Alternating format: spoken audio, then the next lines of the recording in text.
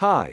Welcome to the Improvement Today channel, where we will discuss multiple topics such as health, money, good habits, psychology, and so much more. Make sure to subscribe or leave a comment. I will reply to every single one of you. Today, we are going to be talking about how to become truly successful as a young woman. Everyone, women, men, old, young, can use some guidance in their careers.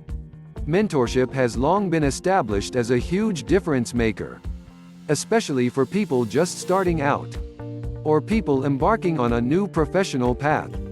This level of support has proven especially beneficial for professional women, who do best when they're able to get insight and advice from other professional women. Let's look at some of the most inspiring career advice out there. Number 1. Be open to opportunities. Be prepared to spot growth opportunities when they present themselves, because they are the key learning opportunities. You'll know because they make you uncomfortable, and your initial impulse may be that you're not ready.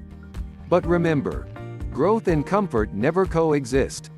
Always take on new challenges, even if you are not sure you are completely ready. If a job's not scary, it's not worth doing.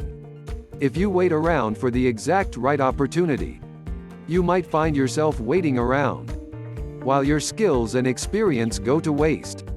If you're a new grad, or looking for a new job, it can be tempting to not go for opportunities that aren't exactly like you envisioned your career, or that feel like a stretch for the experience and skills you have. But really, what do you have to lose by stretching a little? The worst possible outcome is the word no, which is rarely fatal. And in the best case, you could be hired for a job that challenges you and makes you grow as a professional. Number 2. Be resilient. Life's a marathon, not a sprint. When things go wrong, dust yourself off.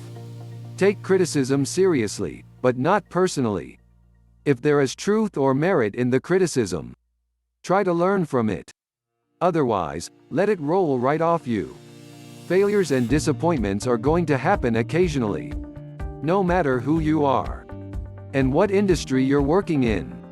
Sometimes these will be your fault, and sometimes they won't. The one thing that all failure scenarios have in common is that you can move on from them. No matter how embarrassing it may feel, or how dire, all you can do is accept that things happened the way they did. Understand why things happened what they did, and learn what you can do next time to help avoid the same kind of catastrophe. Number 3. Build your team wisely. You are only ever as good as the team you build. So be a talent magnet and surround yourself with the best and the brightest. Never be afraid to recruit people brighter than you are. And never be afraid to recruit people who are different than you. That is sometimes hard to do, but incredibly powerful if you want to create a team that is really effective.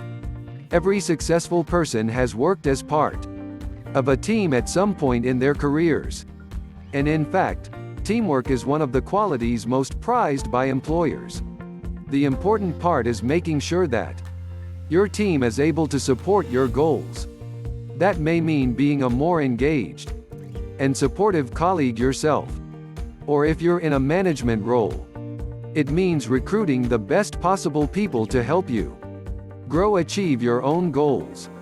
Everyone has his or her own career goals in mind, and it can feel like we need to step on others to achieve those.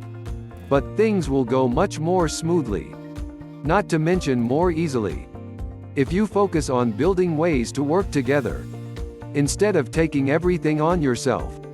Number 4. Be yourself. Be who you are. You're unlikely to be first or last. Your journey is your journey. Sit down and ask yourself, what is the most important thing to me? What makes me the most upset? Is it healthcare? Is it so many people being hungry in our culture? Mix that with doing something you love. Something you could keep doing forever and ever. Find something you really care about, and mix that with something you love doing. If your professional self is more aspirational than authentic, you're likely to find yourself dissatisfied with the career path your persona has chosen for you.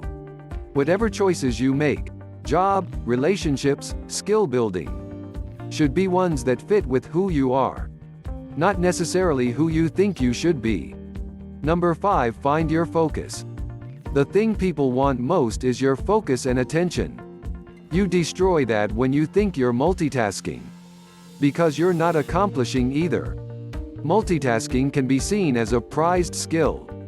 In a world where there are about 40 digital distractions every minute and ever-increasing demands, instead of focusing on the number of things you can do this minute, try thinking about the quality of what you're doing and learning in the moment.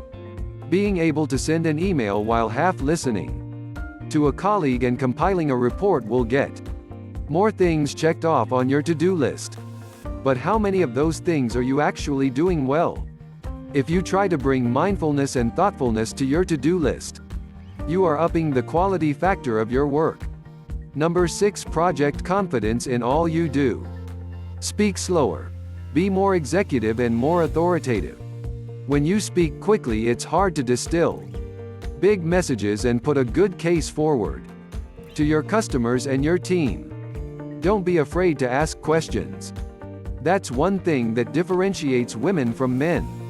One of the best things you can do for your career is to take control and ownership of your professional path. That means expressing yourself clearly and being an advocate for your own interests. Whether it's negotiating a salary increase or trying to get ahead, being timid or hesitant is unlikely to get you what you want. The more you can project confidence and competence, the more you'll be able to build confidence in your abilities. Thank you for watching. Hope I will see you again tomorrow. Let's grow this community bigger. So I want to hear from you in the comments. Bye for now, and remember that life is good.